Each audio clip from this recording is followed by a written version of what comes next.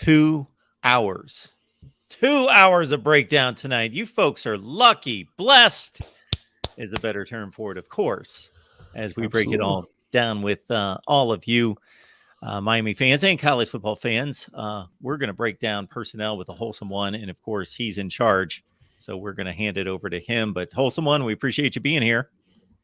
Absolutely, man. I'm always happy to be here. It's been a thankful opportunity to be here for as long as I have, and there's no way to go out without giving you the best that I have for these next 2 hours. And then we got a show next week. But for now, let's break it down. Let's go all in. Let's empty the bread basket, and let's let it all out, man. Let's talk about these Miami Hurricanes and some that are bringing it hard and fast in practice, and then those who are maybe on some injured reserve out right now, and just can't wait to see them get healthy and see them contribute later on for Miami in the fall camp. As the Wholesome One just outlined, we will be here for 2 hours breaking down Miami personnel, breaking down spring practice. Get on in here, leave the comments and questions. Wholesome One will be back next week, and I don't want to think about after that. So let's get right to it. Let's dig in on those trenches. You like Yeah, going there first and foremost because that's what allows all those fast, speedy guys on the outside to do their thing. absolutely, Mark. And the main thing we've seen a big difference in studying Miami, the film that we do get that's out there, and just listening to the players talk about is the schemes. The schemes of a little bit more freedom on a defensive line.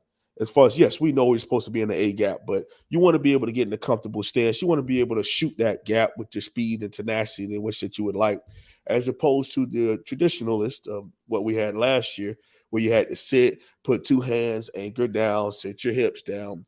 And I felt like that was always going to be a little hard to get a bunch of young men who had not been taught to play the game that way to do that. Because it not saying it's just like Mark Diafano, but in Mark Diafano's scheme, we ran into that issue too, where where we recruit, who's already on the team, and where you're geographically located, it's not that gap scheme, sit man in your gap kind of intensity to the defensive line or to the defense, period.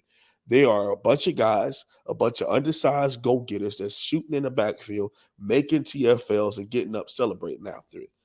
That's just what, Miami football had been. And I think that last season we saw it again where guys like Leonard Taylor, a 5-star, number 3 overall prospect, one of the best defensive tackles in the country, if allowed to play his ball, is rendered irrelevant for 80% of the season.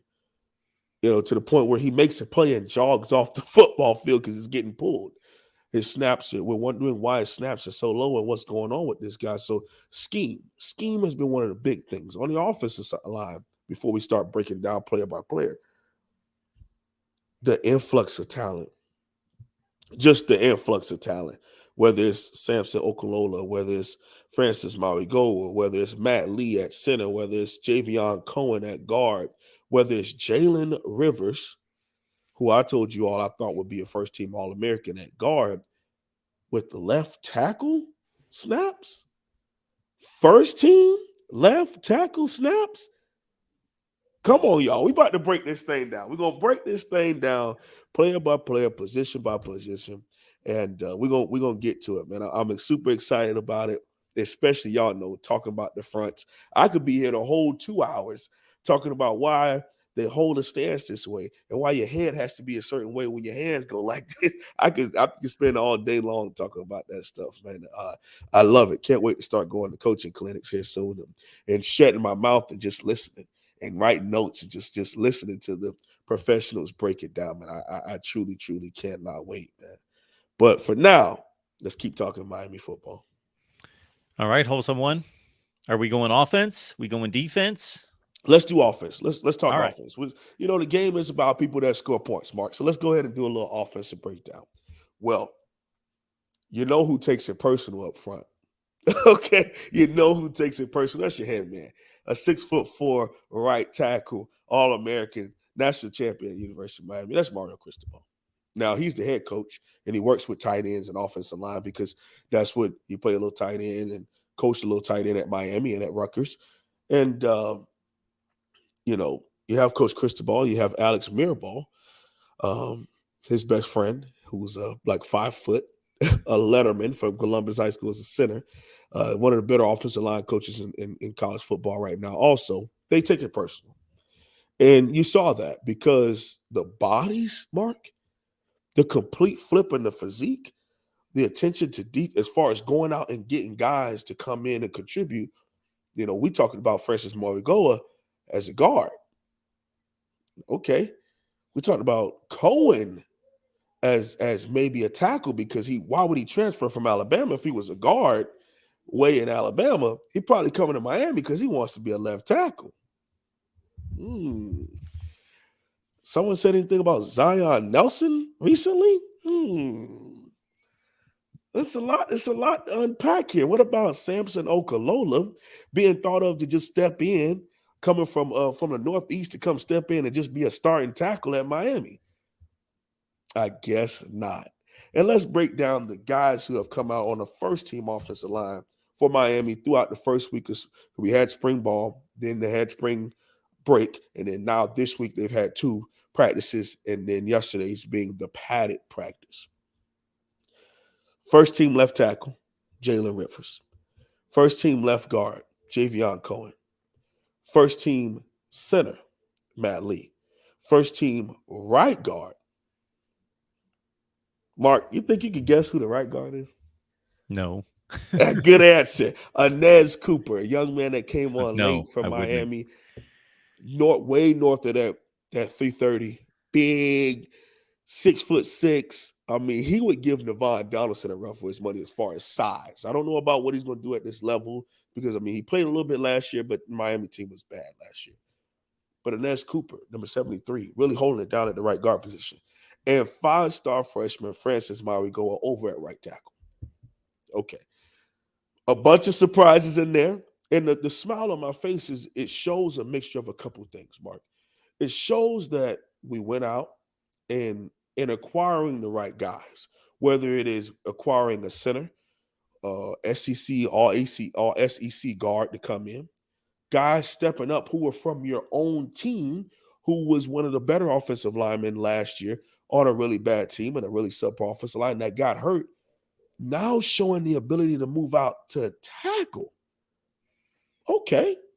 And of course, if you're 6'6" in high school, you're going to play tackle. So he played left tackle in high school, but in his entire time at Miami, he's either right guard or left guard, and that's where it started and ended.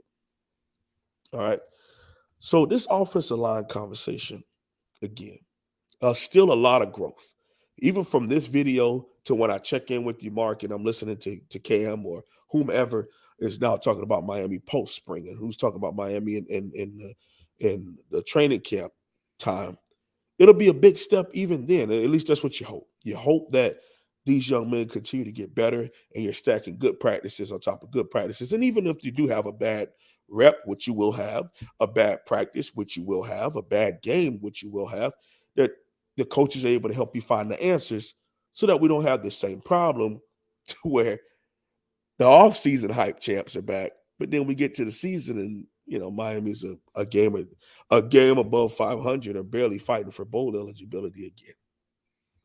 And again, this starts and stops with the offensive line. Another thing that stands out to me, size. The size of these guys. I mean, you talk about 6'6" at left tackle, 6'4" at guard, 6'4" at center, 6'6" at right guard, and 6'6" at right tackle. And everyone's north of that 320 mark, and it's not a bad weight. All right. That has always been an issue in my time of watching Miami, where you might get the height, but they may not have the weight. Okay, you get a guy like Eric Flowers, Mark, where he's 6'6", but he's like 310. And it looked well, and he was a first rounder, but it took him a while to gain that weight, that NFL weight, and he got a chance to eventually be a guard at the NFL level at 332. But it took him a while to get to that. Maybe if he's coached by Coach, Cristobal and Mirabal, maybe he's 330 a little sooner. But you're seeing the size, you're seeing the body fat percentage come down on the guys. Again, it's the first day in pads. We're not winning the Joe Moore Award today, Mark. Of course, this is something you want to write on the board. This is something that you want to achieve. You want to be one of the better run blocking offensive lines. You want to be one of the better pass blocking offensive lines, and that takes time. but just to see the movement, because look, there were times I'm watching camp last year, and Miami can't even move the ball against that defense. There's games you watch last games last year, and Miami barely almost had 100 total yards of offense. I think against Tallahassee, Miami had 95 total yards of offense. So again, this is last year, but what I'm saying is a lot of new faces on this first team. A lot of guys taking their strength, conditioning, and nutrition seriously. And the biggest thing is that you're seeing some guys who you would have thought were penciled in certain places, earning jobs elsewhere, or finding places um, to get new jobs. Because again, Mark, a lot of us pencil Francis and Cohen as the guards. Hey, they're coming in to play guard. We'll figure out who plays tackle. But Inez Cooper says, I'm not losing my job to a freshman. I got this on lock. I was one of the better run blocking offensive linemen on this team the last 3 or 4 games of last season. And that be true. And now it's shown is proven now moving forward. Jalen Rivers says, okay, Zion Nelson, you're out, you're hurt, whatever. I don't try to nag people about injuries, but you can definitely lose jobs to injuries. That saying is long gone. You're either out there and you're contributing or you are not. That's just how it works. Okay, so hey, we'll see on the offensive line. So throw them at me, Mark. Talk to me. Throw them at you. Yeah, talk to me. What are we thinking about this? Well, I got to think that their style of offense is going to either expose bad offensive line play or not. I think that has something to do with it. And you don't want to have an offense that is going to. You don't want an offense where you're hamstrung from an offensive coordinator standpoint in what plays you can call. You want your offensive coordinator to call your plays based on strengths and situation and not got to get the ball out of the quarterback's hands quickly because our offensive line can't do the job, or we got to have quick hitters because we can't run certain types of running plays, stretch plays, because we're not going to sustain blocks. And so I don't know how they're how that's had possibly changed between Red Lashley and Josh Gaddis, and now with another change, the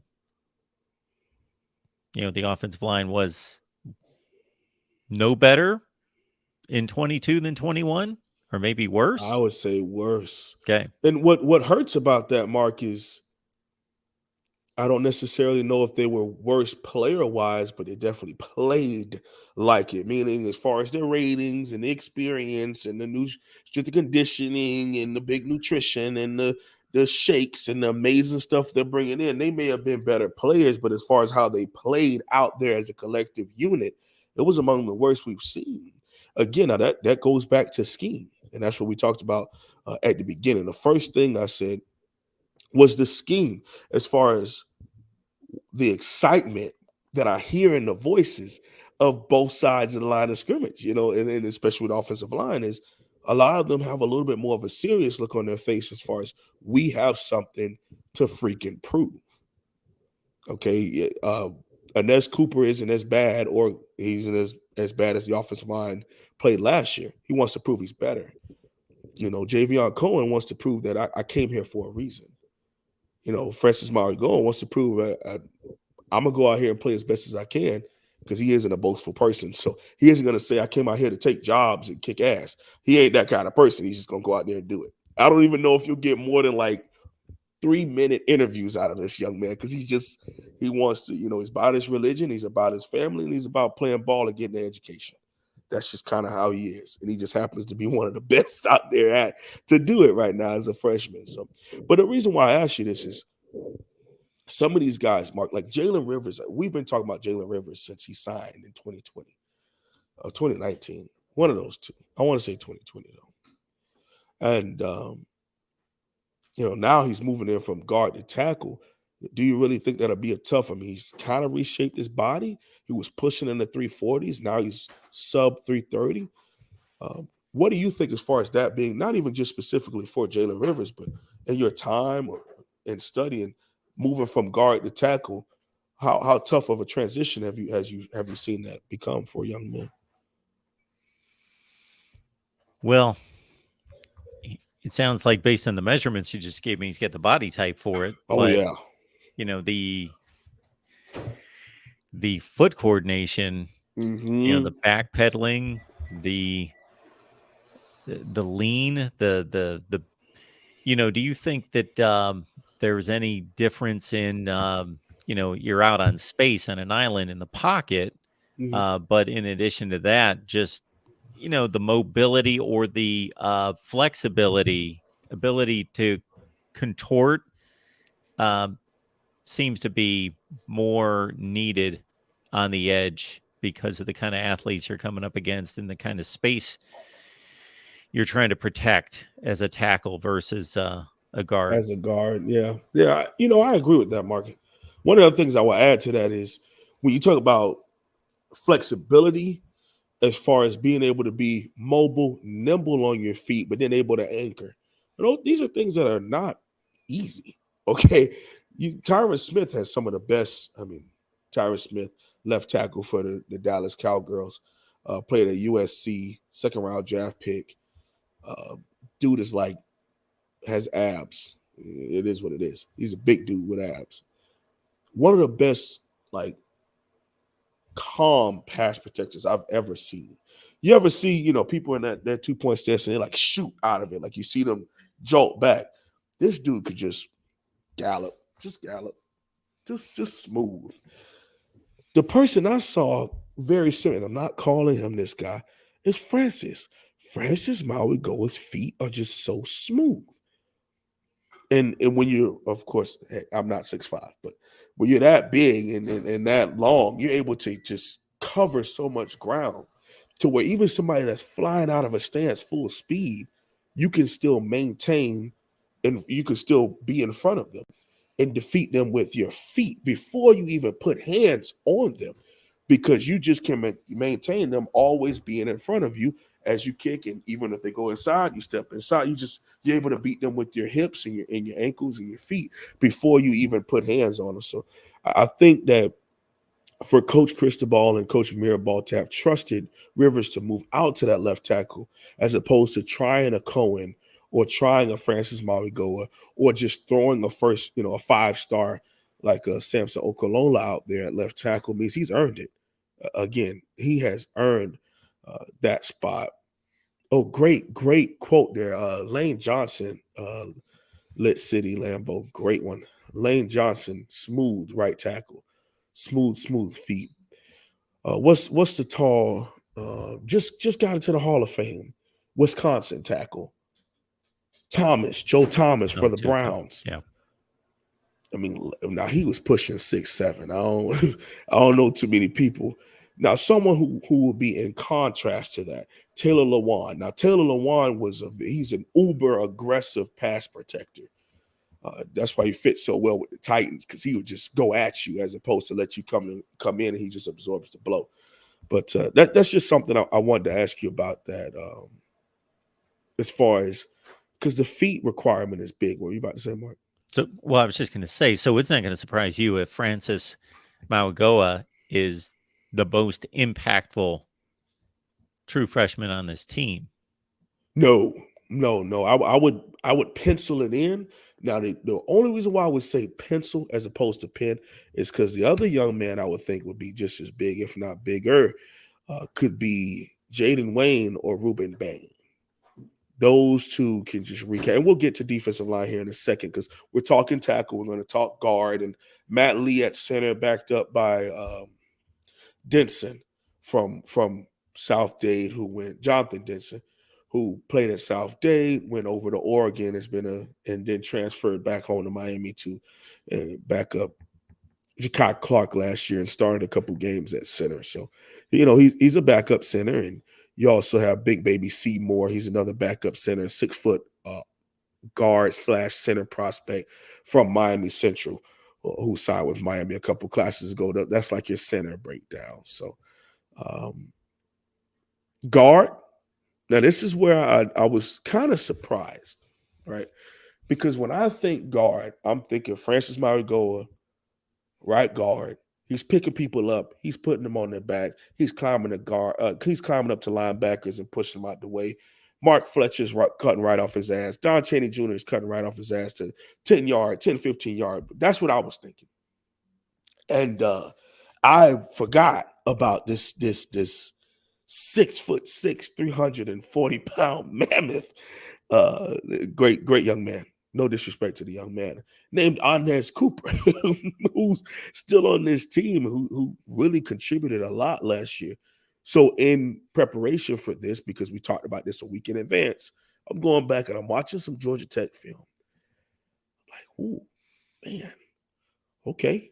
It's probably one of the only games I could bear to watch at the end of that season. I'm watching some Clemson film, Marking.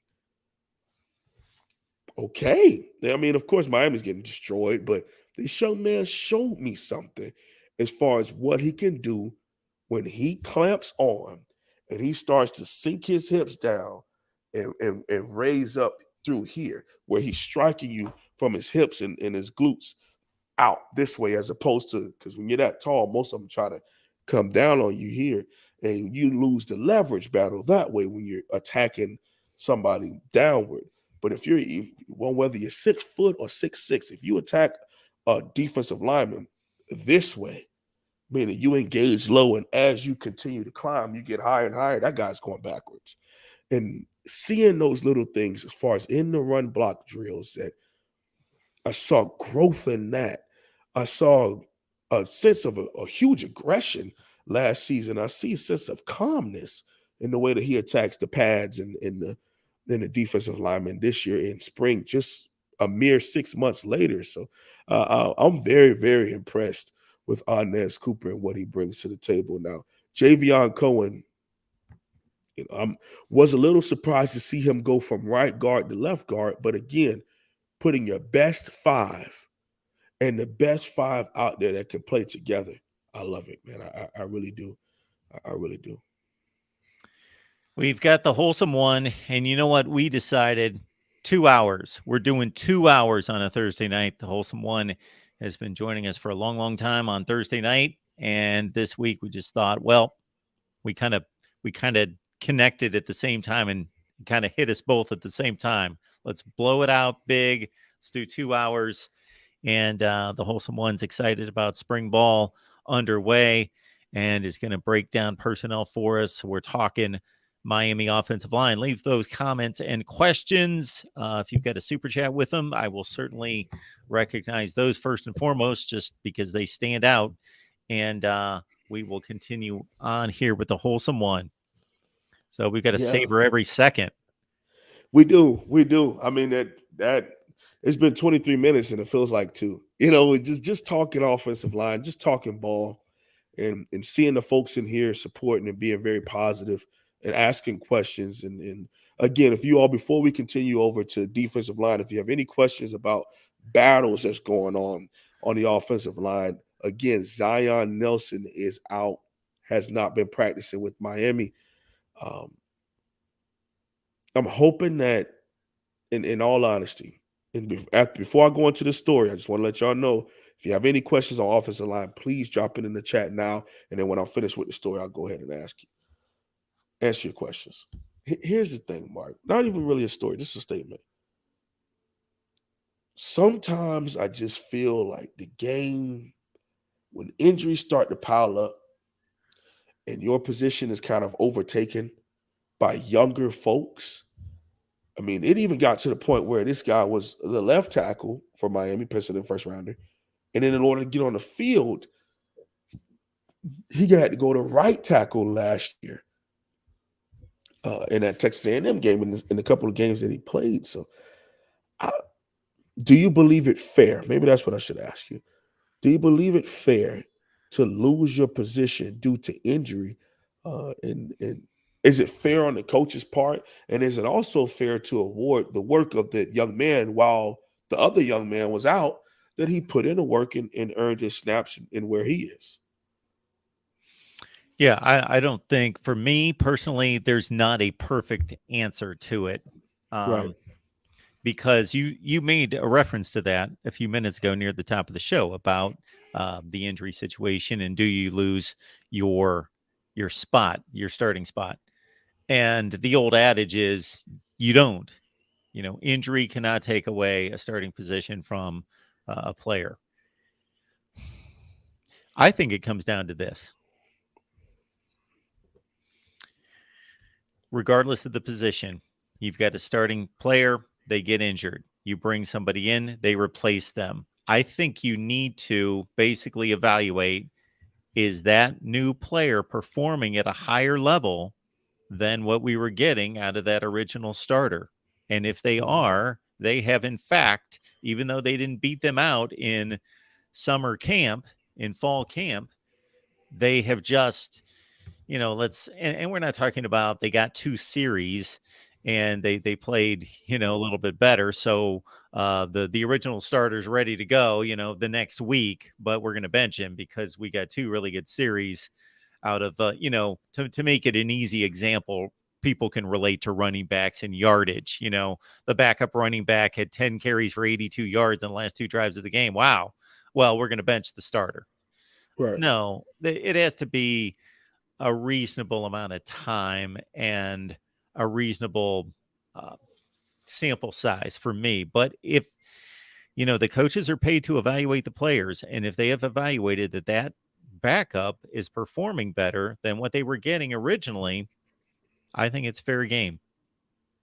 Yeah, I agree. I think that's a great way of putting it, man. And just to be honest with you, it's happened to me. I've seen it in both ways.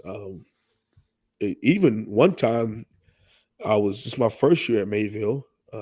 We were having a crap season, and one of the senior starters decides that he's just going to skip practice. They're not gonna bench me. It's the last game of the season, and I was able to get on his senior day. I was able to go out there with the first team because he decided to miss. And it's I laugh now, but I was terrified, like shaking in my boots because I'm like, I hope this dude doesn't hate me. But I just showed up to practice. I'm there. I'm giving my effort. I know where I'm supposed to be, and I was able to be given that opportunity. Now, of course, this next drive, the senior goes out there and I play, we went back and forth, but at the same time, I've seen that happen with if there's something off the field. I've also seen it happen through injury and watching Miami last year when it comes to Zion. And what I feel so bad about him is what a great young man. I mean, his interviews, his story, coming from a two-star to a penciled in first rounder. I mean, what a nice story for him. But at the end of the day, this is a moving object. This sport is a moving object. And if you have to stop, it's really hard for you to ever catch back up to it. And I'm not rooting against him. I hope that he does because I would love to see Zion out there. But if it comes to a point where that starting five goes out there without him, there's that. Now, one thing I do know about Coach Cristobal and Coach Mirabal is they do something very unique on the offensive line where they rotate guys. Um, there was a time at Oregon, one of their last seasons there, I want to say, where they had 16 different starting lineups in their 12 season, regular season, 16 different starting lineups and none of them was due to injury. Just guys working like dogs. Now, again, they're 4 years into it. They got a bunch of 4 and 5 star offensive linemen and big time guys. And maybe this guy had a better game at guard and was switching to tackle. We bring him on the field to play tight end on run downs, those kinds of things. They get real funky with it once they have the horses. But that's interesting to know. And they also cross train their offensive linemen. So centers learn guard, guards learn center. Um, Tackles learn guard, and that's why I probably shouldn't be as surprised to see a guy like Jalen Rivers with the size and the smooth feet. Because my biggest issue with him, Mark, at guard was he wasn't a freaking people mover. He just would get in the way, make sure his guy didn't make the play. He wasn't going to give up a sack because he has nice feet. That's more tackle play. So we see him out at left tackle, and it's probably going to work out fine. Now, whatever three technique is going to be in the way when Francis Marigoa comes down on a power for a pull. Oh God. Whew. Hope that guy plays for Tallahassee. Hey, I haven't seen this in a while. Roger Dodger with the hashtag live squad. There it is. Oh man. We will get that on the screen. Yes, live squad, hashtag live squad. You know what Man. I haven't seen yet? And it's what Joey, our buddy Joey, is posting on the screen right now. And we're going to post it right here. We have Voice of College Football merch, of course. That's been out for about a month. But we have Voice of College Football Miami merch. So if you blow this up, we've got this shaker pint right here has Miami football, Voice of College Football. I can't blow this up anymore, but it says Miami football, Voice of College Football on the polo right there. I don't know what's there. Oh, that's the hat. So we've got and this is just a newly released wholesome one. Miami football, Voice of College Football hat right there. Got the mug. Look at that with the logo right there. I'm just happy to see it. I mean, I always thought it would be, especially with going after the Voice of College Football. I always thought that would be a great thing to have on your T-shirts and visors and polos. And come on, folks, you want a Voice of College Football Miami mug. Look at that. So we've got a few things offered here. We got the orange tea. All right, very nice. Well done, Joey. Just wanted to show that off because I haven't even seen that yet. That is just hit the scene. shout out to him. Thank you, Joey. I'll even tell you this, Mark. Which program do you think had the most offensive linemen at this year's NFL Combine? I should know this. Wow,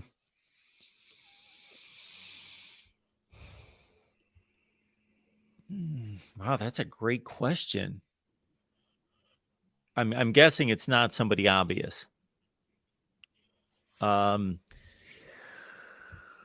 If you wouldn't have asked it like that, I probably would have said Georgia. Because I know that they've got 3 or 4 the most linemen, offensive linemen. I don't know. Well, the answer is they had 6. 6. Now, those that worked out, healthy enough to work out, they had 4. Okay, but still, they had 6 selected, invited to the combine. That's crazy. Oregon. Okay, well, I should have grabbed that. Yeah, coming off the. Okay. Now, again, some of that is from like the super duper seniors of COVID-20 and things of Sure. that nature that were there for interviews and whatever. But they had 4 guys out there participating: guards, centers, tackle. I mean, it was just like I'm watching the concert. They guys, and they had 4, which was like mind blowing. Both tackles, a center, and a guard, right? But then they had like reserve guys who were just standing on the sideline, hurt or whatever. I'm like, wait. Are we talking about putting 6 people in one position at the combine? And again, some people say the sport has moved on from having the best O-line, the best D-line wins the national championship. I don't know if that is true anymore. Georgia has proven that back-to-back years. A couple years ago, Clemson had the best collection of a front 4 that a lot of us have seen in a long, long time. 3 out of the 4 being first rounders, right? You had the big nose tackle that went to the Giants. You had the 3 technique who went to the Dolphins, and you had the weak side, is it Cleveland Farrell, who turned out to kind of bust at number 4 to the Raiders. But think about that pitch as the defensive line coach. But again, in the front. So I saw a couple questions on offensive lines. Let's go ahead and answer that before we get into the defensive line for the Miami Hmm. Hurricanes spring ball. All right. I'll scroll and find them for you. You don't have to worry about it, Mark. I got you. Getting on me about my Cowboy slander. Yeah, man, the Cowgirls, man. We don't like them. Who's your NFL team, Mark? I never asked you that. Well, my NFL team was, you think I'm a Buckeyes fan. Uh, the Dallas Cowboys until they fired Tom Landry, and that was way before your time. So man, I lived and died as a Cowboys fan. Like I was just, oh man, was I a huge Cowboys fan. And then once he got fired, I was done with him. So I've really not have had an NFL team for over 30 years. I guess the Browns are technically my team Right. because all my other teams are in Cleveland, but they don't have my heart. So if they don't have your heart, then does it really matter? Gotcha. Okay, so Terrence Templeton has a great question. And he says, who is your ideal line this year if there's no injuries? I think this starting spring offensive line is big intriguing for me. But if I'm being honest with you, I just would. I mean, I know about Inez Cooper. I know the big thing about him and all that stuff. And he's proven it. Again, you're asking me. So, again, I would have trusted if Zion is healthy, I would like him out there at left tackle. And I would like Cohen at the left guard. I would like Lee at center. And this is where I switch it up. I would have Rivers as my right tackle, and then I would have Maui Go as my right guard. Again, this is what you're asking from me. Now, again, one of the biggest things I like to see is that us move the football. Well, Cohen and Maui Goa are going to move folks, and so is Lee. And I think that they could really help us moving people at the immediate impact of the interior offensive line, while we have the people with the smooth feet out there protecting, as far as Rivers and Zion Nelson. So that would be my lineup for you. Again, Zion Nelson, Cohen at left guard, Lee at center, Francis Marigo at right guard, and Jalen Rivers at right tackle. That would be the H1H's offensive line lineup. Again, I'm not there in practice every day. I'm not there and just yet, not yet. Blessed opportunity to be on Green Tree practice field and being out there and seeing what's happening on the day to day. But if I'm gonna trust anybody when it comes to offensive line and the combination of, I would say Coach Cristobal and Coach Mirabal are number one and 1A and 1B on that list of people I would trust to put together an offensive line that they could be proud of. That's going to go out there and play. Before we get to our next question, one of my favorite things to do when somebody's being like argumentative or arrogant or boastful about their knowledge, I like putting them in their place and correcting them. But this is not the case. This is not the case. Our guy LFG, always doing a nice job supporting, being here. A lot of great comments out of LFG. But you know what the deal is here? We always are accurate. So we always tell the facts, the truth, and we always correct. So LFG, got to let you know that Dwayne Thomas did not win the Super Bowl MVP in 1972. That was Roger Staubach. Now, Dwayne Thomas did run for 95 yards on 19 carries in that game, but he did not win the MVP. So just making that correction. Leave it to Mark, y'all. Leave it to Mark to find that one thing and go, I got it. This is what I get tagged in, I right? I take the got it. historical stuff. I can take that on. I'm with you. I'm with you, man. I used to be a big, and I don't even know if you know this about me. I used to be a big wrestling fan, big WWE, WWF guy. Yeah. Um, it was so I had so much knowledge in my mind. Mark, I could tell you the WrestleMania. You know what WrestleMania is? Yeah. Oh, Like yeah. the big show. Sure. I could tell you the main event, where it was located, number one, WrestleMania one, all the way through, and the winner. At one point, I could even tell you who commentated the match. Man, I was a big guy, and then I fell in love with wrestling. So there's that. But I fell in love with football. But Used to be my big thing there. But yeah, man, let's transition over to the defensive line. Boomer Sooner, modern day caveman. Boomer Sooner. Okay. Hey man. Hey, I've never disliked Oklahoma. It's weird. Some people can't stand them. I've never had a beef with them. So welcome. Thank you for being here. Thank you for coming in and listening to this breakdown of the spring personnel.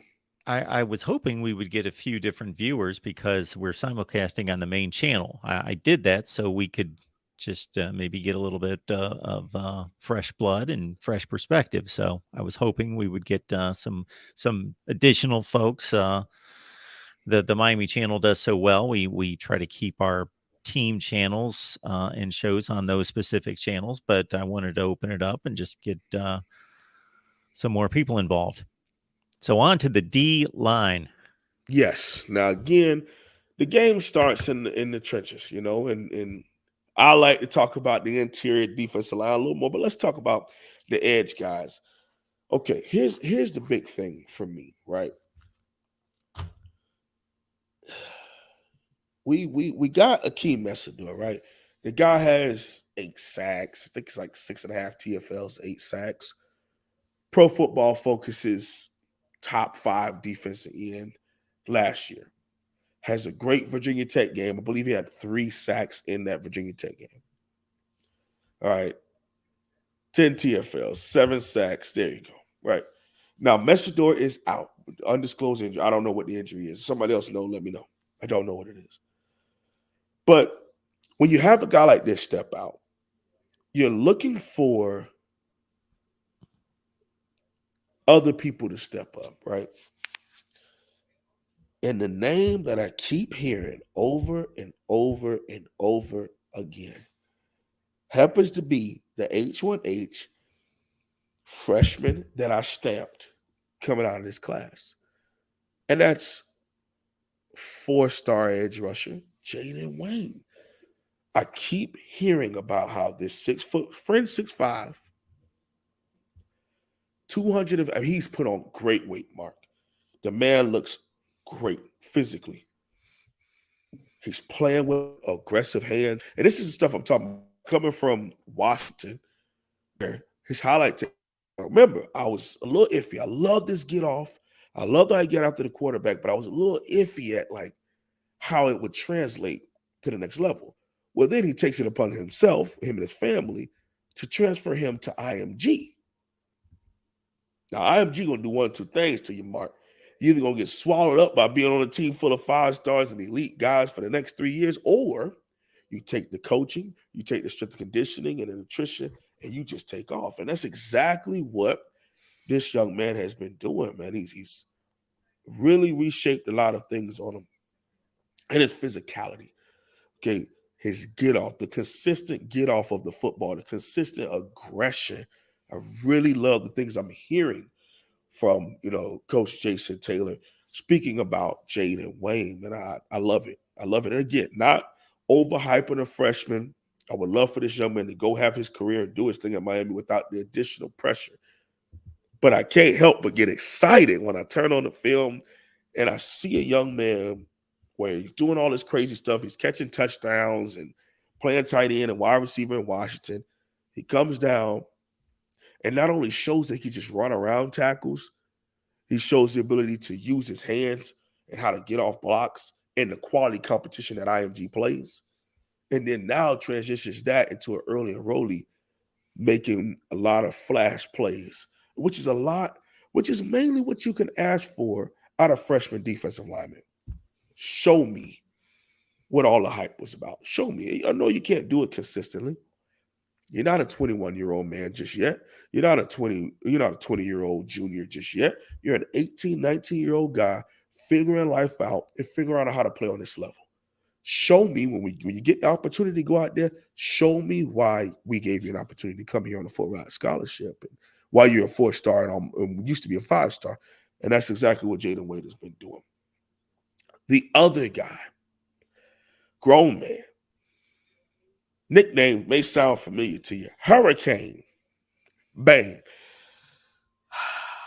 Mark, I had a guy comment on the video that we had where somebody asked a question about Ruben Bay.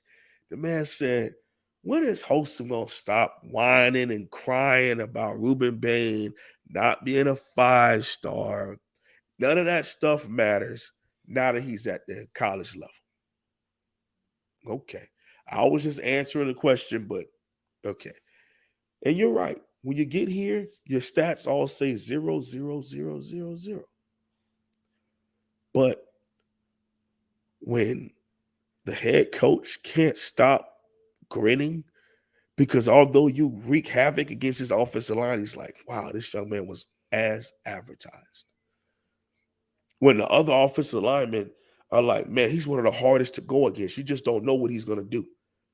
You don't know whether to quick set him because he might just double swipe right over the top. He might spin back inside. He might bull rush you. So we go back and forth. We're trying different moves on each other and seeing what works. Uh, it's just I'm smiling because a lot of things that happens with Miami, Marcus, they get all this freaking hype. The players get all the hype. Oh, the 4-star this, 5-star that, South Florida this, Georgia that. And then they get there, Mark, and then they're just there, just guys. But what seems to be happening is this year and a couple of guys from last year, they seem to have this, we want to really change things here. We want to change the intensity in practice. Not intensity as far as causing fights, not intensity as far as cussing each other out and having to scream and yell and throw helmets and squirt water on each other to fight. Doing it within the lines and doing it through the respect of you got me. Don't worry, I'm gonna get you on the next snap, big dog. I got you. Or you got me this week. That means I need to do more push-ups at night. That means I need to plank instead of for 2 minutes, I need to plank for 4 minutes. Because if you're beating me, that means I'm not doing my job. And I didn't come here to be on the second team. I didn't come here to be on scout team. So I need to step up. And these are the things you're hearing the young men saying. That's how you really change a culture. That's how you change a program. That's how you change the psychologicalness of the young men. Is when you get that kind of stuff. Not going, and again, not trying to talk on the 80s and 90s Canes because that's so long ago. But Mark, there were times where we were pretending to be those guys and we're nowhere near as good. Okay, we're pretending and out there running in the sand and wearing boots and probably even tried to wear camo suits at one point. I don't know, but they weren't those young. They weren't those players. But now you see that it's about the work, it's about determination, and it's about making each other better, man. So those things really stood out to me as far as the edge rushers, those guys. Now, Akeem Esador, again, like I said, he is out. So there's that. Jafari Harvey is still out there playing for Miami, going to play hard. Um, Cyrus Moss has been gaining some more weight. Oh, sorry, Mark. My bad. I know you're trying to catch No, up. you're good. Okay. I want you run with it and I keep up with you. Okay. Cyrus Moss is a young man that showed up to Miami a little over a year and a half ago. About a little over a year ago. Because he was class of 2022. Yeah, he showed up a little over a year ago. 190 pounds. Talking about he played defense in here. Well, Mark, he's about 220. And that's like a 25-pound swing in the right direction. He looks better, but there's still a lot of growth. So I don't want people to um, throw in the towel on the young man. Hopefully, he really gets things together. But Cyrus Moss, man, I hope he really does put it together. Look at that. I mean, number 8 defensive end / edge rusher in the country. Top 100 prospect, number 70th. And, number 2 player in his own state. So he was a good young man. Played for a historically great program at Bishop Gorman. Head coach out there is a great guy. So a good player, by all means. We have to be able to get him right. And I mean the nutrition aspect, getting them right physically, getting them right as far as not just, spinning around and leaving gaps open, trying to go make a play, but how to do things the right way consistently and getting into his new body, man. That's big. I'm gonna end this out with this. Watch out for number 9, Nigel Kelly. Mark, man, I gushed about Ruben Bain, I gushed about Jaden Wayne, but this young man, Nigel, the same year, Mark, when we were begging Shamar Stewart to come here, I mean, absolutely begging, we landed this guy. We landed this guy. And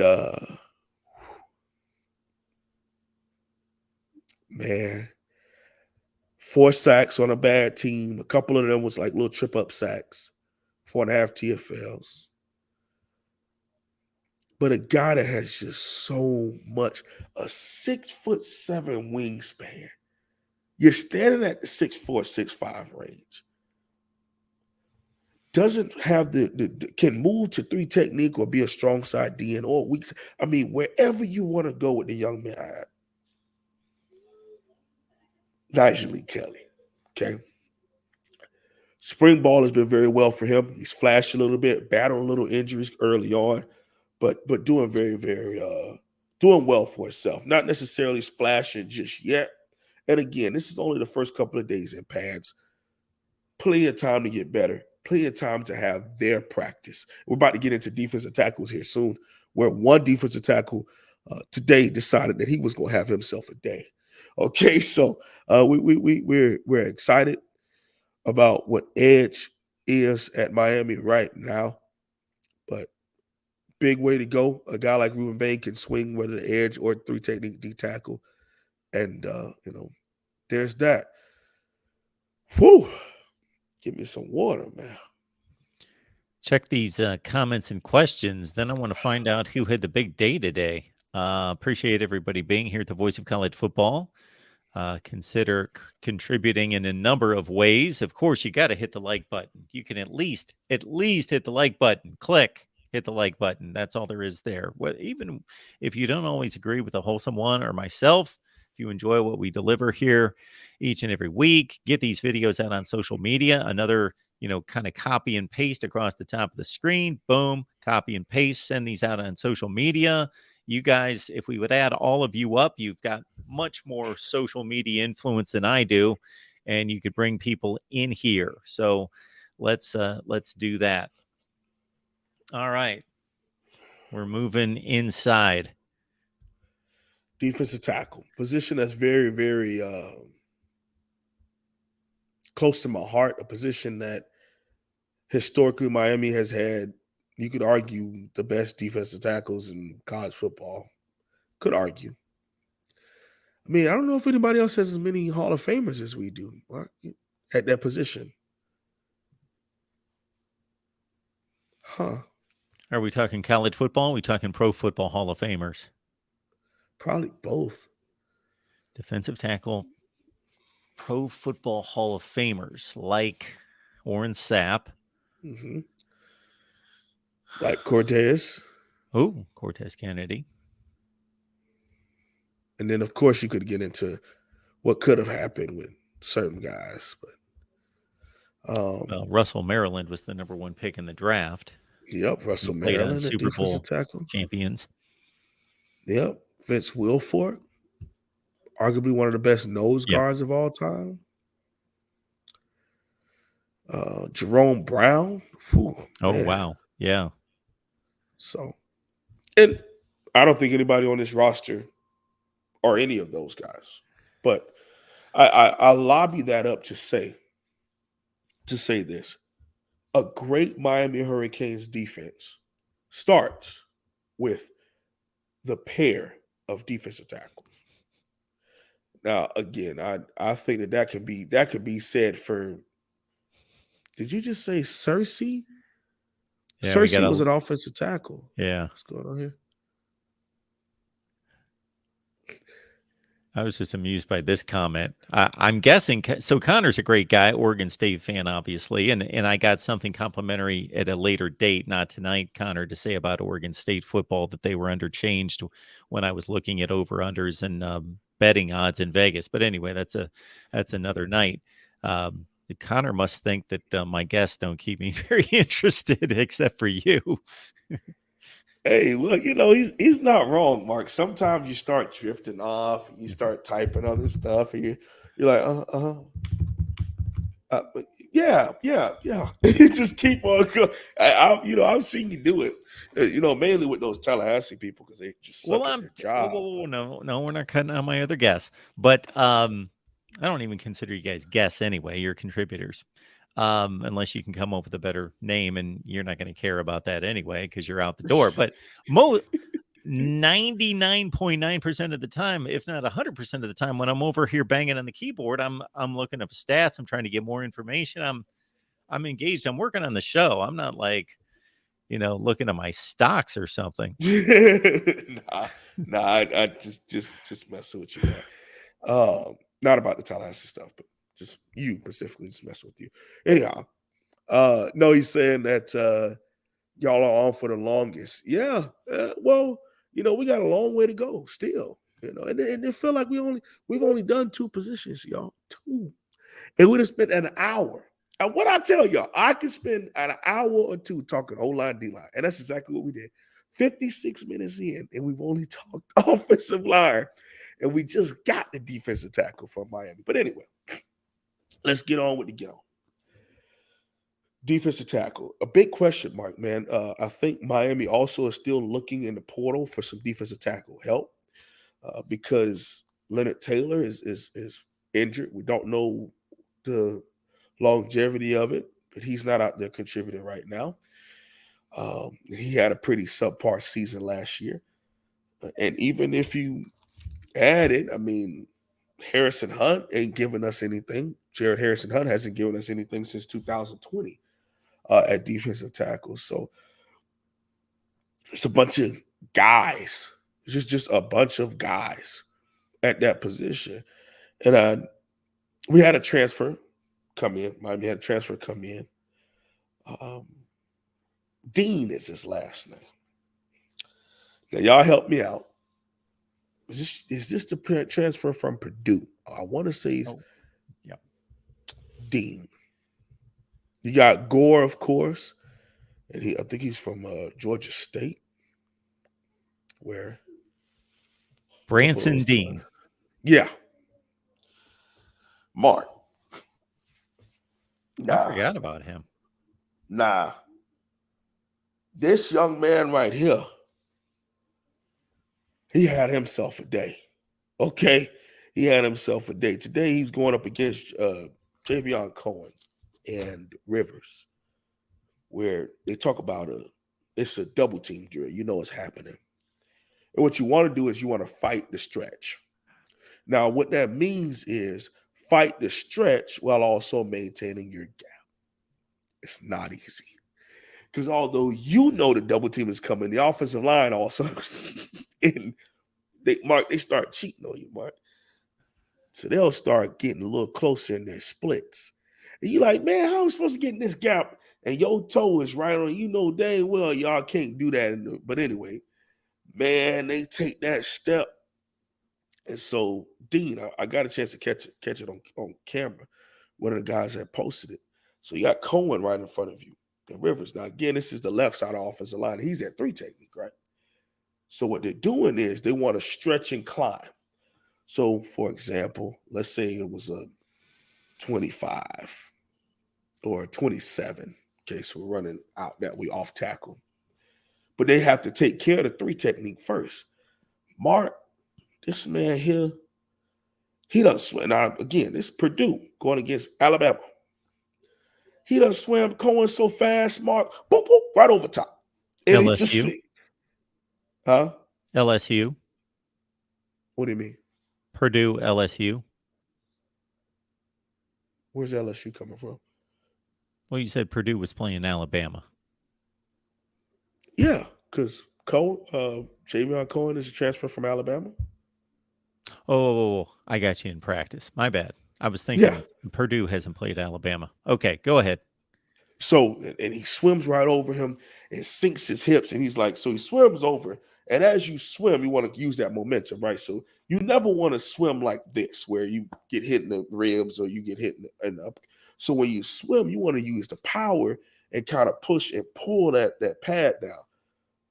Man, he right over and he sits and he so as he's sitting in the gap here, you still a block technically, Mark, if you split the double team and you turn your shoulders and you're behind to where the ball carrier is going, right? So as soon as he felt Rivers come down, Mark, the man sank his hips and spent back. Man, I say, you know what? I like this guy. I like this guy. He got a little Holloway in him. I got a little Holloway in the guy. I like this guy. But anyway, that's one play. I could break that down for forever. But he had a couple sacks today and did well on one-on-ones. But that particular drill was really, really big to see that. Again, he might have got pancaked the next drill. I don't know. But from all accounts, he had a nice flash today. So did Dean in practice. And Ruben Bain also had a really good practice for in the interior. His practices off the edge and pass rush is going well, but they have been running away from him as far as in the run game as a defensive end. He's been making plays as far as TFLs and getting in the backfield, just rapping, thudding at three technique defensive tackles. So I want to give that little illustration there.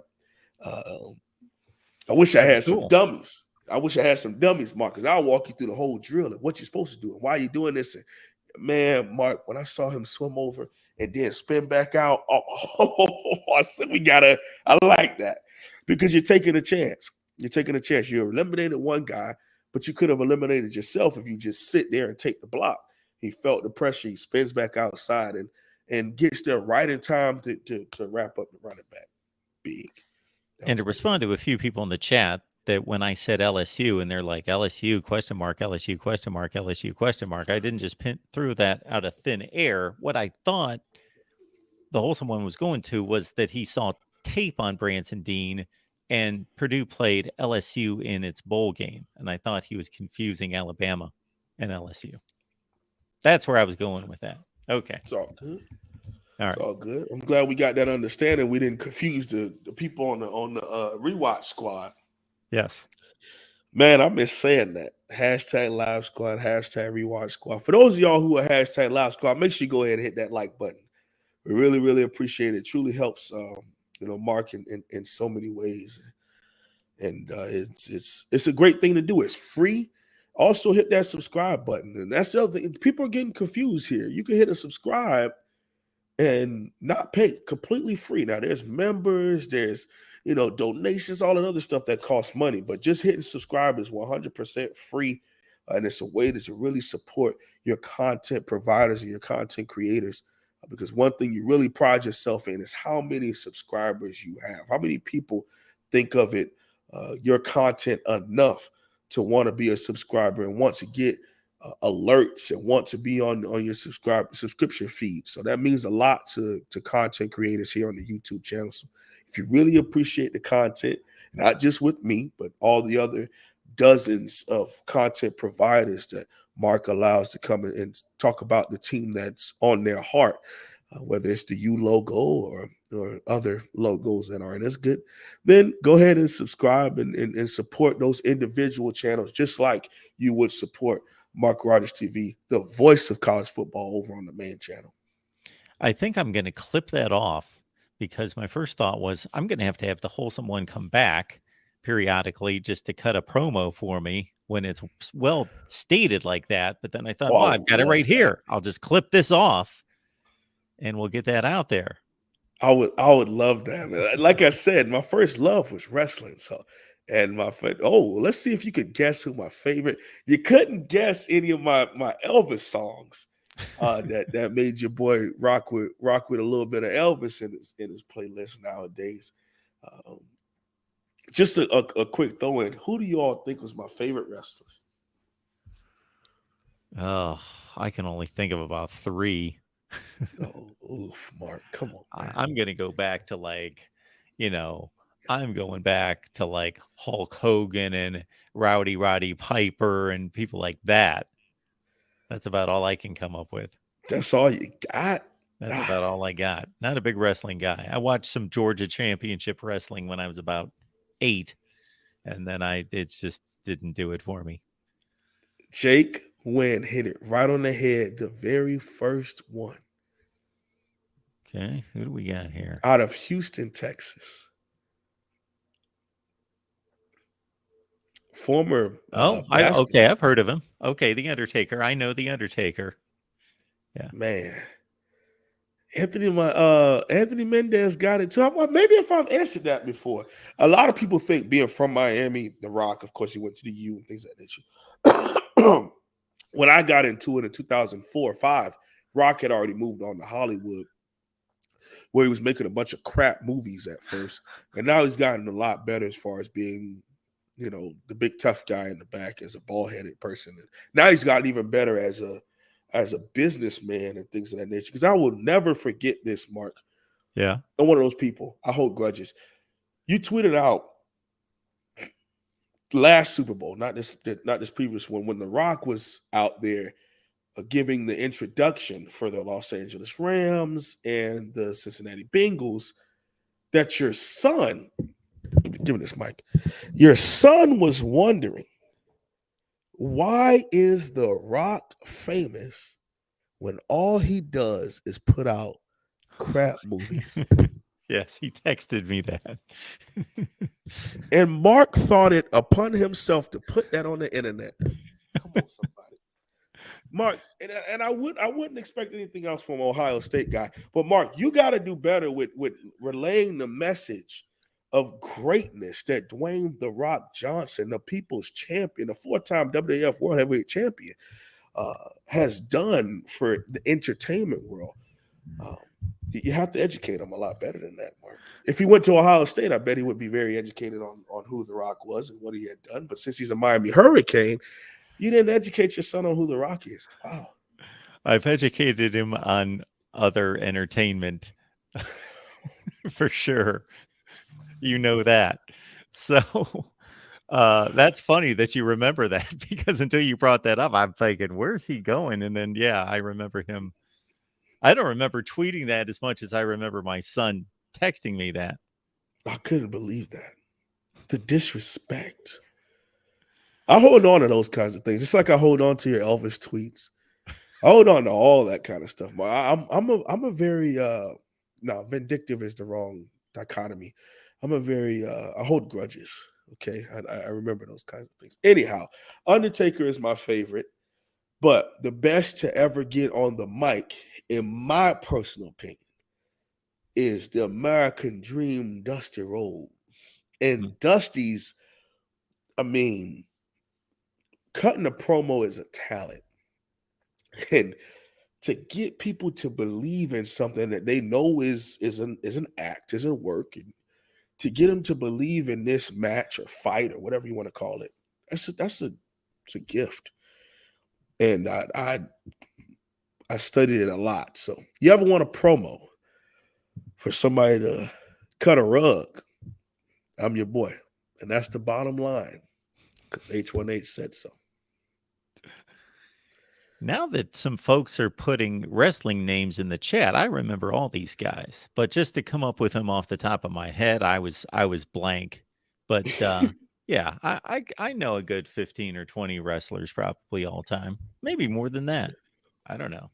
There's been nobody that's been mentioned that I don't know. I'll say that. Gotcha.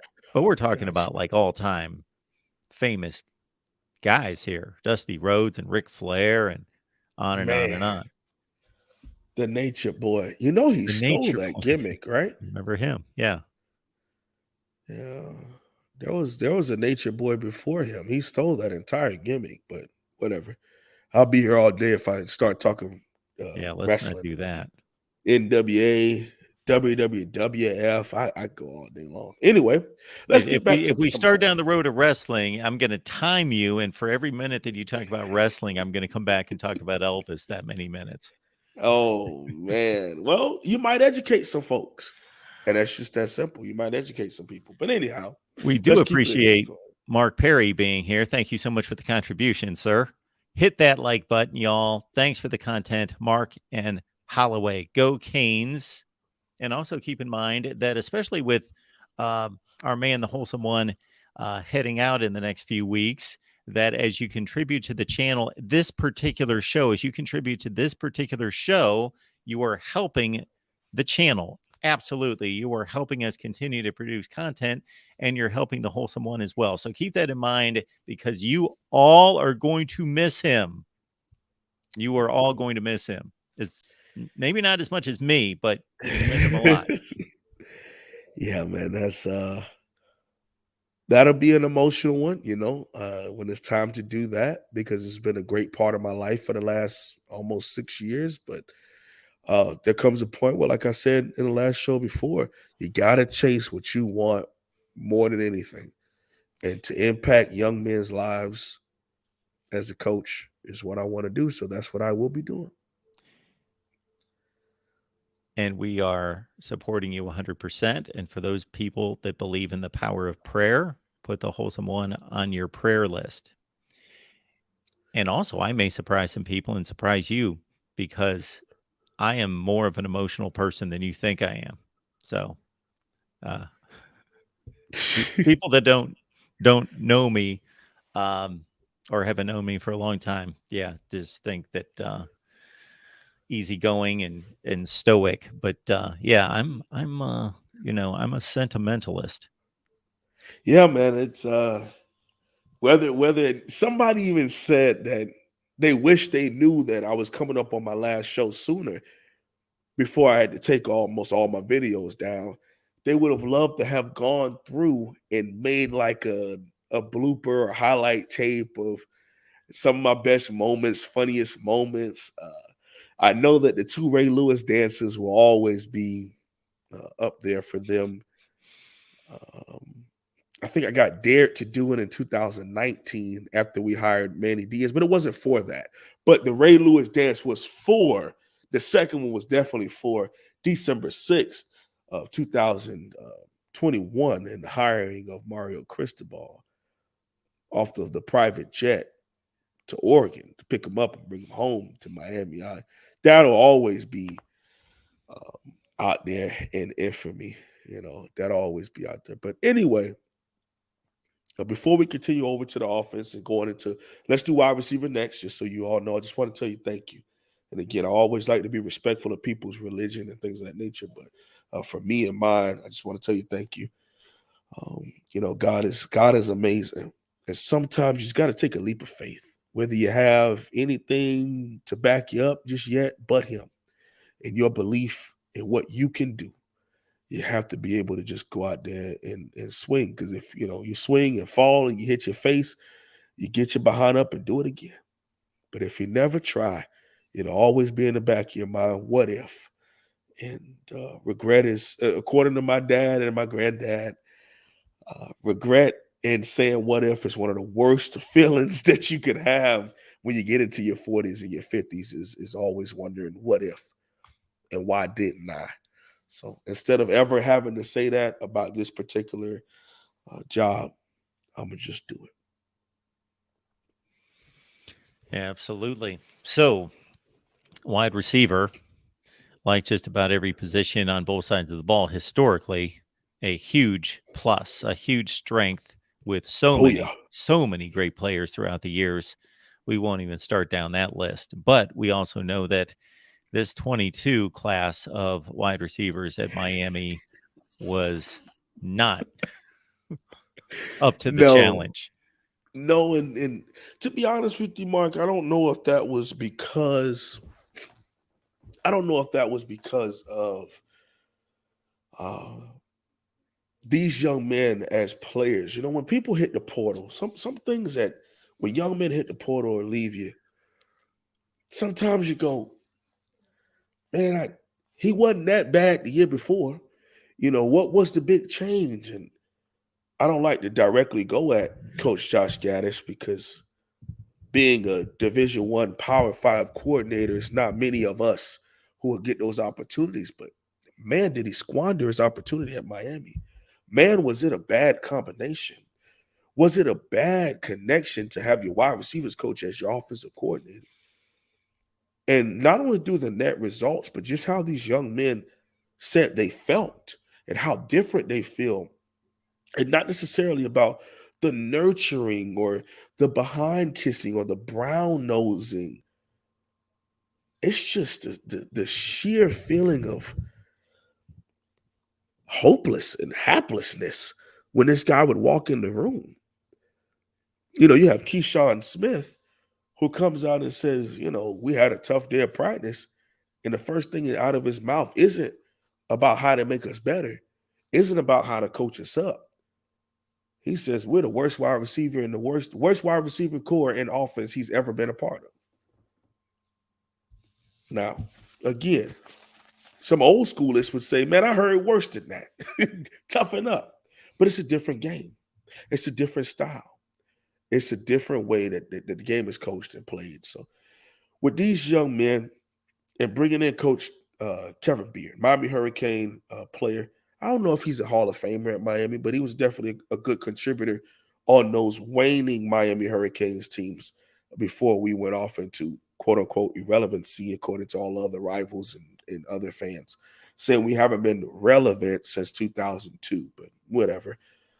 I think Tallahassee still stormed the field when they beat us in 2021. So I guess we're still relevant to rivals. But anyhow, all these young men just need a different energy boost and a confidence boost. As a position coach, Mark, one of the biggest things that they do is they build that one-on-one connection so that I can earn the opportunity to be tough on you.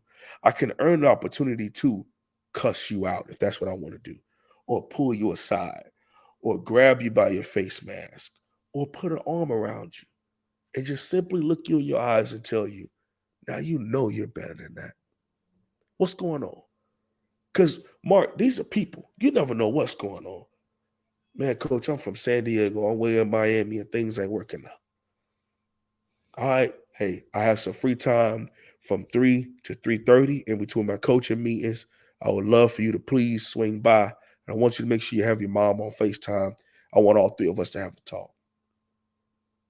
Just little things like that can go a long way because when you recruited that young man, it was all peaches and cream, baby. We love you, man. We love hugging your mom and your auntie and shaking your daddy hand. Your coach loves us.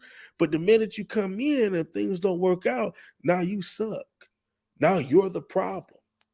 When in actuality, the biggest thing that it still hasn't been proven yet, but one thing that we have to do is figure out where the problem lied. And as of right now, it seems that the scheme and the way that Coach Josh Gaddis was treating our wide receivers, whether it was through the scheme or whether it was actually how he was treating them person to person, was the biggest problem with Miami and their production at the wide receiver position. But let's get into some positive stuff. Let's get into some guys just making some plays. Now, Kobe Young took off for Miami, 6'5", 215, 20-pound guy. Big dude isn't even the right terminology. Okay, he's a big time playmaker for the University of Miami at that wide receiver position, and he's one of the bigger guys we've had out there since Lawrence Cager. But Cager was like 180 at Miami. He's more like Leonard Hankerson. That's 6'3", 6'4", solid 220, 225 in that realm. Okay, today he had a nice rep where he was able to get behind the secondary. And get a nice bomb, and everybody's been kind of blowing that up and talking about that. I believe he beat out a freshman at cornerback, but it's just good to see guys. The offensive line gave great time for Tyler.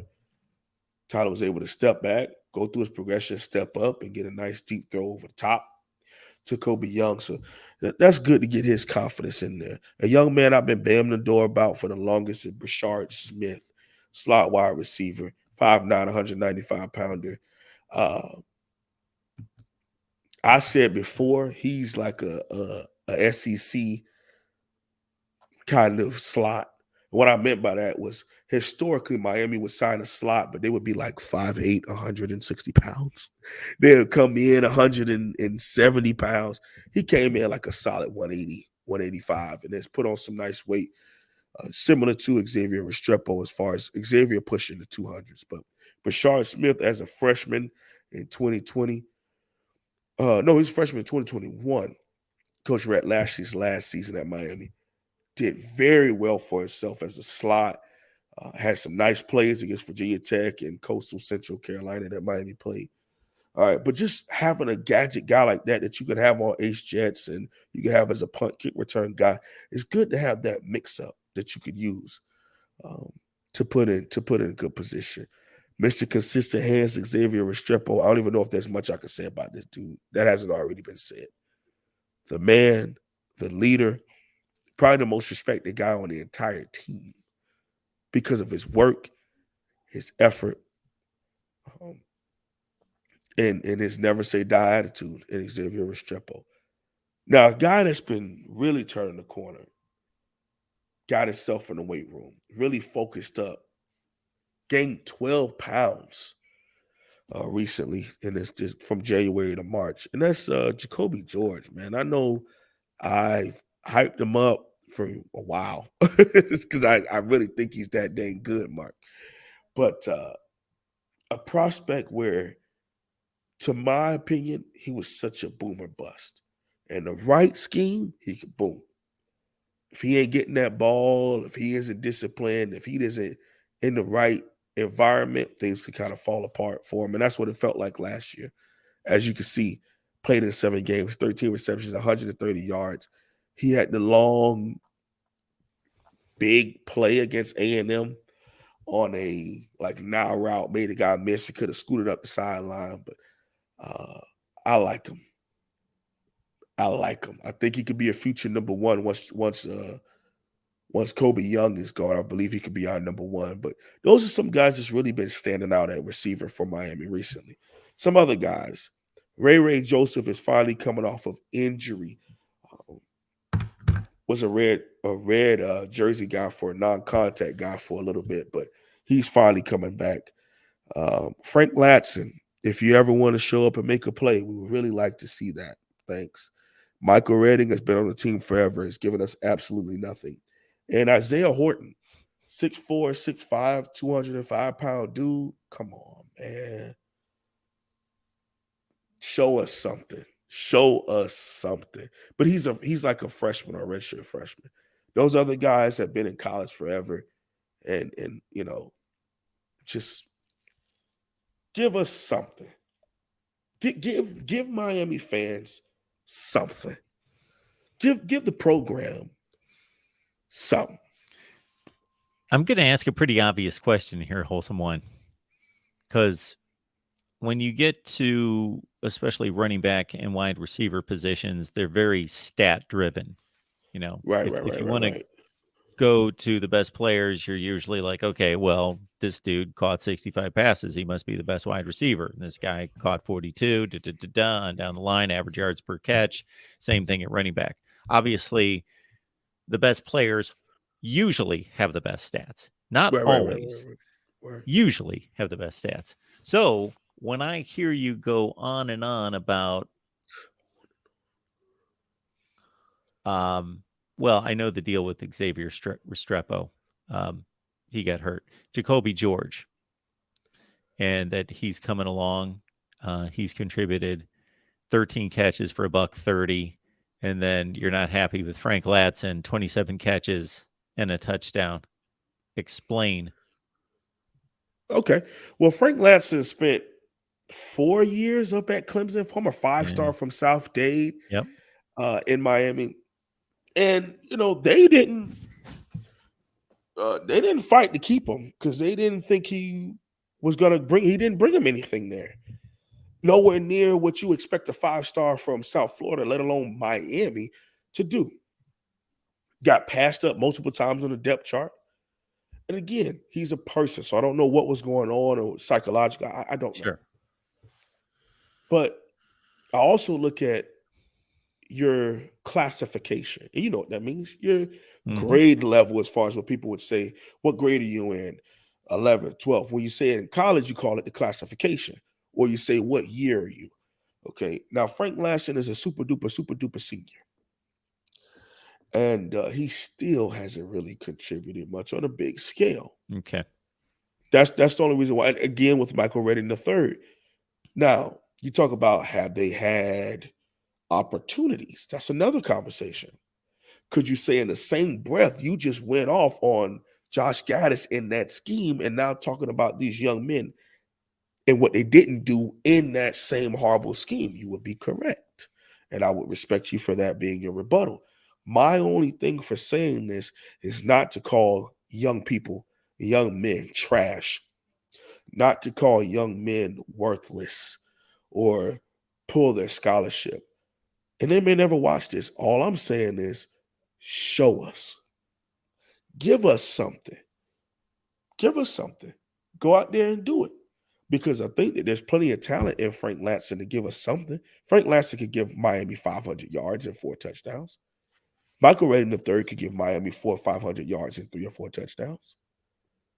Are you going to run a scheme that does something like that? According to what this offensive coordinator has done in the past, the answer to that is yes, he can. Do you have one of the top 10, 15 starting quarterbacks in all of college football? The answer to that is yeah, you do. So you have an influx on the offensive line where you take a big step. You have a new scheme where you're really going to be primarily either 11 or 10 personnel, keeping a light box and having 3 to 4 wide receivers on the field at a time. You like to rotate the wide receivers. You have an upgrade at wide receiver coach and scheme. All I'm saying is I would love to see it. I would love to read about those young men who have been here, who are grown ass men now, who have been around the program, who have University of Miami degrees, to show us something. Meaning, start scoring touchdowns, start giving us more than 200 or 300 yards in a season, push for the 400 to 500 to 600, and make some plays. Is that the position that you are the least confident, not just in the productivity, but the least confident in trying to project who's going to start in each position as a wide receiver? Yes, mainly because as a big man, okay, I'll blow wide receiver like that. So the technicalities that go into it, I could talk a little tight end, I could talk a fullback, I could talk linebacker. Once we start getting in the cornerbacks, receivers, safeties, I have to look at the talent level and just use my football IQ for what I would believe to go out there and do it. But as far as the intricacies, the details, little things like that, I can't go on and on and on speaking wide receiver for an hour like I can O line, D line. But again, just to project out there, I would just say your Kobe Young, your Jacoby George, and your Xavier Restrepo featuring Brashard Smith would be the 4 people I would have some confidence in seeing at the consistent level as far as starting and really contributing and scoring points and yards and breaking tackles and things of that nature for Miami.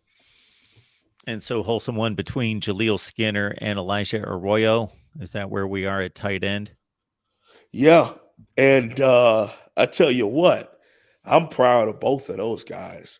I'm proud of Elijah Royal because Mark, one thing about injuries, they get in here. They get in here, man. And if you don't have your psyche together, I mean, this is his second spring he's missing due to injury.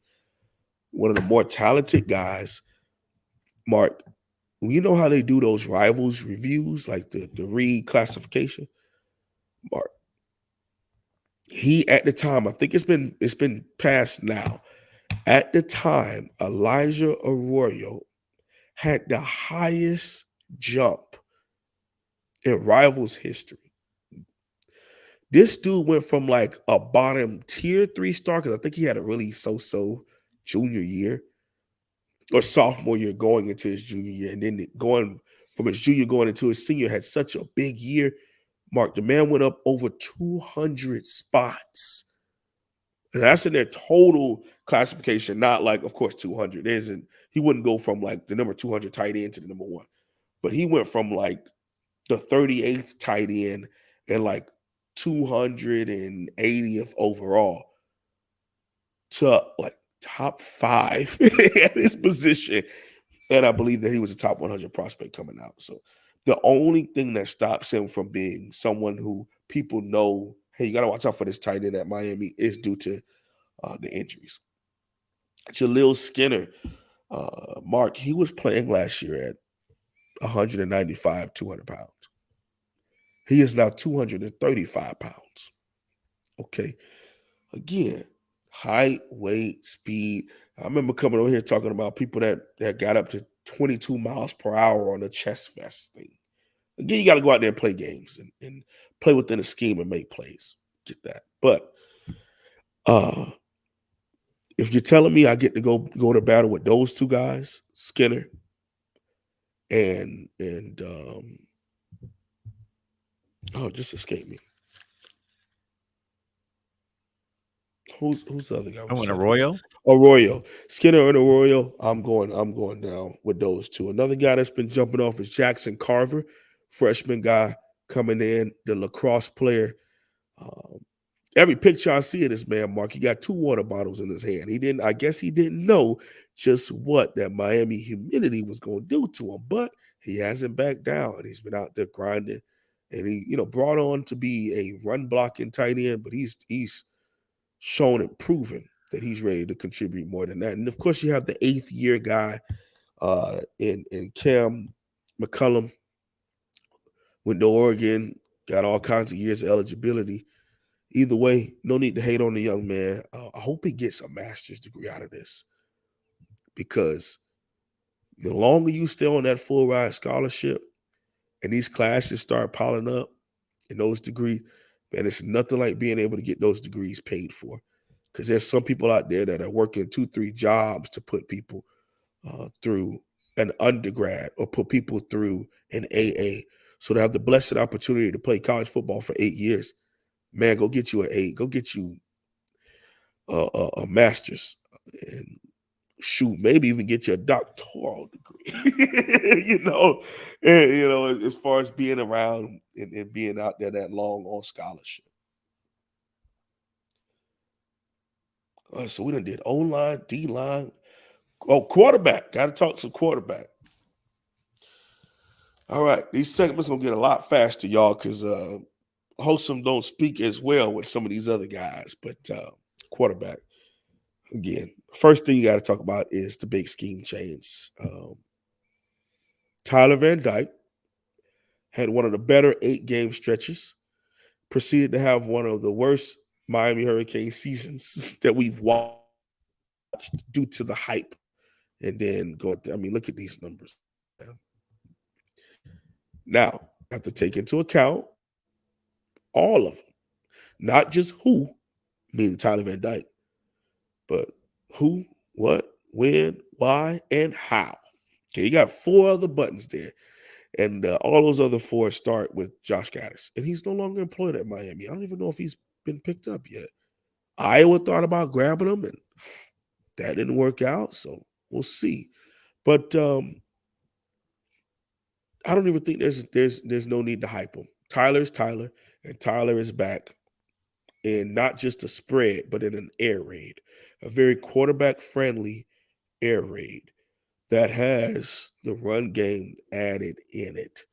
Okay, so it's not just going to be sit back, 5 wide, old Mike Leach style. Rest in peace to the Pirate, but it's going to be a solid offense led by Tyler. That's all I really have to say about Tyler Van Dyke when it comes to spring ball. My biggest thing is that command leadership, which I've seen and heard that he is doing, and take the team by lead this team. Lead this team. Because when you're the quarterback and you're arguably the best player, one of the worst things you could be is, and I hate to say this in a disrespectful manner, but you don't want to be Ja'Cory Harris, where you're just a quiet, stoic guy, but you're the one who controls the game. You also don't want to be, Malik Rozier, where you throw 3 interceptions, you just jog to the sideline like nothing happening because you don't care. You want to be able to have the respect of these guys. Okay, you want to be able to not just have it because you're a quarterback or a starting quarterback, but earn it with your play and earn it with the relationships that you built with them. And I think that that's something that Tyler took personal, man, because one thing that did get out last offseason, Mark, was that he was a starting quarterback and didn't even have his teammates' numbers. He just goes out there and plays football. Well, when you're the leader of a big time organization like the University of Miami in football, you can't just go play football. There's a lot of the other little intricacies that pull it together that you go out there and you run through the smoke together in the orange and green. So other guys, Ja'Curry Brown started a couple games for Miami last year. Uh, Miami tried to run like the Auburn Cam Newton thing, and it worked for one game against Georgia Tech and not so much for the rest of the season. But injuries piled up. It was getting nuclear. You miss a bowl. I mean, it was just all kinds of crap going on. So I don't really put too much on him, okay? I don't really put too much on him. I want to see him really get his feet. His feet look so much better, Mark. I don't know if he got a private coach or if our new OC has just done that much for him. His throwing motion is still similar, but his accuracy is almost night and day. I mean, you start getting on the other end of 63% completion percentage, it's not the best. Okay. Starts about 58, 59, 57. He hit 60 right on the head. So there's that. But it starts with the feet, the soles of the feet, and extends through the end on the whip of the ball, man. And if you don't have all of that to lead up through the end, you can have the best arm and it'll go far, but it may not go where you want it to go. And I think that Brown really does bring that to the table. And I'm hoping that they can really pull him in. And Emerald Williams, 6'5", 220-pound guy, cerebral quarterback. Originally was not a take for Miami until they brought him in on a visit. And he just completely wowed Coach Cristobal with his knowledge in the film room. Mark, they sat in the film room. They got on the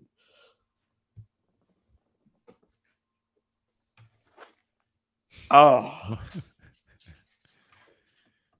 man, I'm gonna miss breaking this down for you, Mark. I'm gonna promise you that next week.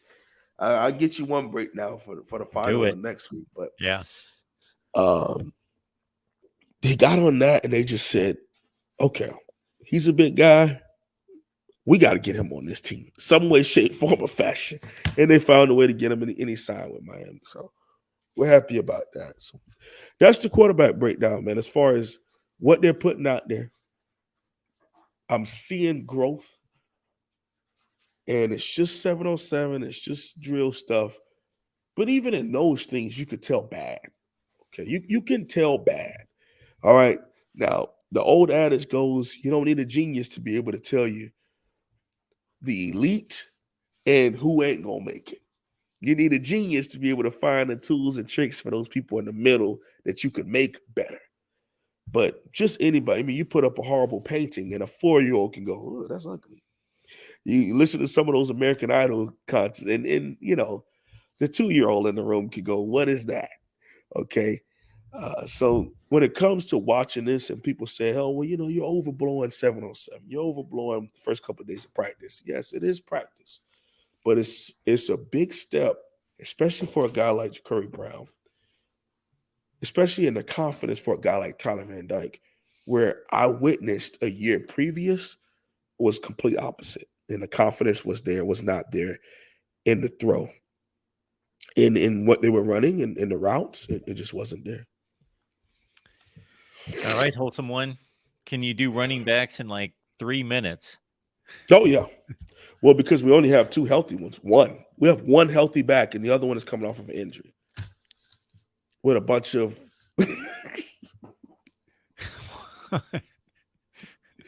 Did you try not to laugh there, Mark? You're like, oh. Yeah, man, we lost a bunch of guys. I mean, Cody Brown left a couple years ago to Virginia.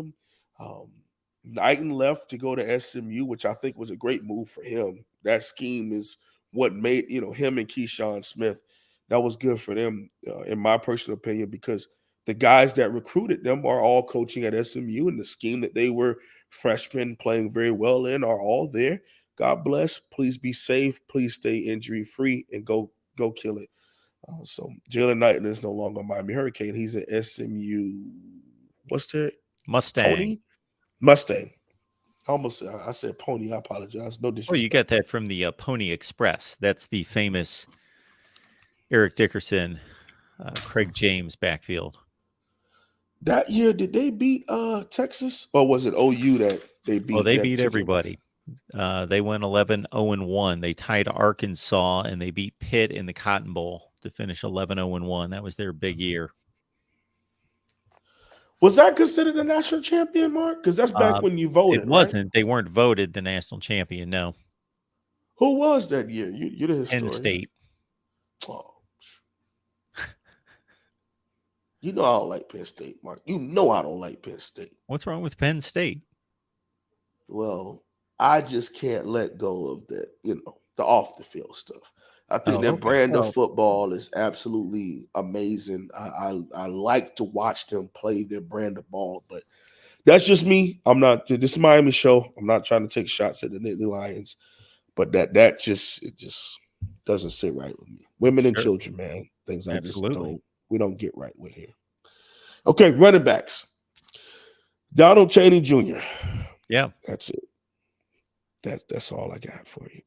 with running backs, I mean, running back is one of the most dependent positions, right or wrong, Mark.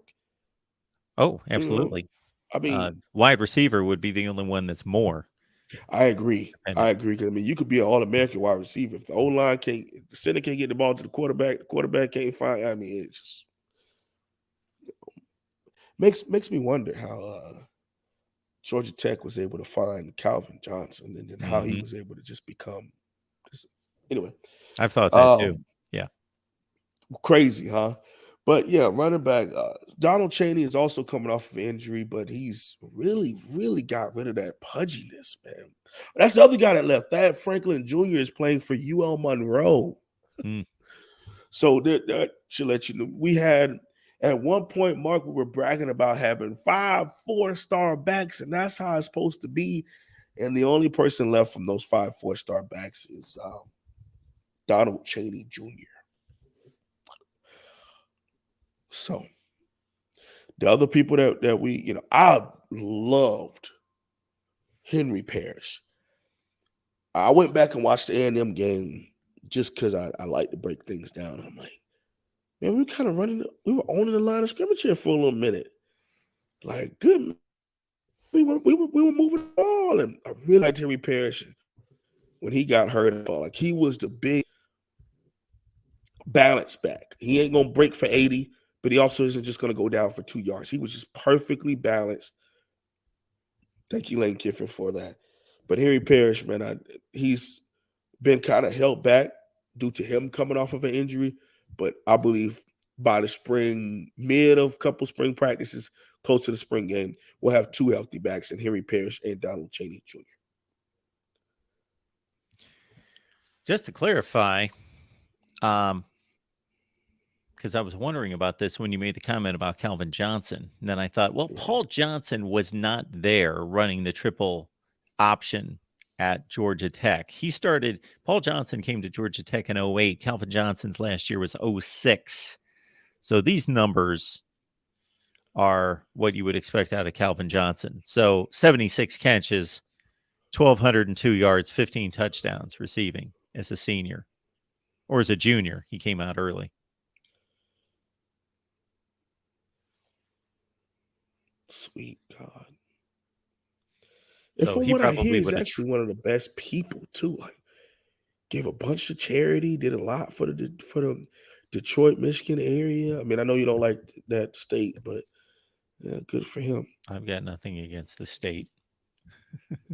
Just their blue blood program, huh?